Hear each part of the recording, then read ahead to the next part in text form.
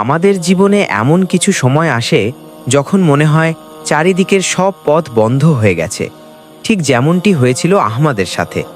একটি ভাঙা ঘর আর ধুলোবানির মাঠ ছাড়া তার আপন বলতে আর কেউ ছিল না। আজ 2 দিন ধরে তার উনুনে আগুন জ্বলে না, ঘরে এক ফোঁটা পানিও অবশিষ্ট নেই। কাঁপা হাতে সে তার শেষ সম্বল শুকনো রুটির টুকরোটি হাতে নিল।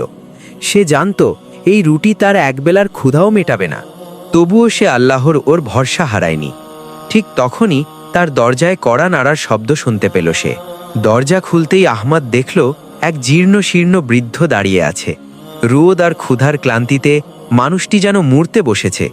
বৃদ্ধটি কাঁপা গলায় বলল, বাবা, বড় ক্ষুধা লেগেছে, এক টুকরো খাবার কি দেবে? আহমদের সামনে তখন এক বড় পরীক্ষা। একদিকে নিজের তীব্র ক্ষুধা আর অন্যদিকে এই অসহায় মুসাফির। আহমদ এক মুহূর্ত ভাবল, আমি না হয় আজ রাতটা শুধু পানি খেয়েই কাটিয়ে দেব, কিন্তু এই বৃদ্ধ হয়তো না খেয়েই মারা যাবেন। সে হাসি মুখে তার শেষ রুটিটি বৃদ্ধের হাতে তুলে দিল। বৃদ্ধের চোখে জল চলে এলো। সে হাত তুলে দোয়া করল, আল্লাহ তোমাকে এর উত্তম প্রতিদান দিন। বৃদ্ধ চলে যাওয়ার পর আহমদের শরীর ক্ষুধার জ্বালায় অবশ হয়ে আসছিল, কিন্তু তার মনে ছিল এক অদ্ভুত শান্তি। সে ভাবল, যার কেউ নেই তার তো আল্লাহ আছেন। সে অজু করে জায়নামাজে দাঁড়িয়ে গেল। দীর্ঘ সময় সিজদায় পড়ে সে চোখের জল ফেলল। সে চাইল না কোনো সম্পদ, সে কেবল চাইল আল্লাহর সন্তুষ্টি। রাতের নিস্তব্ধতায় সে যখন হাত তুলে মোনাজাত করছিল, তখন আসমানের মালিক তার এই কোরবানি দেখে মুচকি হাসছিলেন, কারণ আল্লাহর পরীক্ষা শেষ হলেই রহমতের দুয়ার খুলে যায়। হঠাৎ গভীর রাতে আবার দরজায় শব্দ। আহমদ অবাক হয়ে দরজা খুলল। এ কি দেখছে সে? এক রাজকীয় পোশাকে সজ্জিত আগন্তুক দাঁড়িয়ে আছে।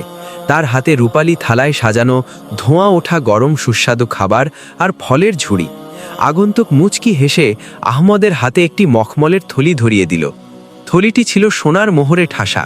লোকটি বলল, এই উপহার আপনার জন্য, কারণ আপনি আপনার অভাবের সময়ও অন্যকে ভুলে যাননি। আহমদ নিজের চোখকে বিশ্বাস করতে পারছিল না। আল্লাহর কুদরত দেখে সে স্তম্ভিত হয়ে গেল। বন্ধুরা, আমরা যখন আল্লাহর রাস্তায় কিছু খরচ করি, তখন তা আসলে কমে না, বরং বহু গুণ হয়ে ফিরে আসে। আহমদ তার সামান্য রুটি দিয়ে আল্লাহর সন্তুষ্টি কিনে নিয়েছিল। আপনার যতটুকু আছে সেখান থেকেই অন্যকে সাহায্য করার চেষ্টা করুন। মনে রাখবেন, আল্লাহ কাউকেই নিরাশ করেন না। ভিডিওটি ভালো লাগলে লাইক দিতে ভুলবেন না। আরও ভিডিও পেতে সাবস্ক্রাইব করে পাশে থাকুন।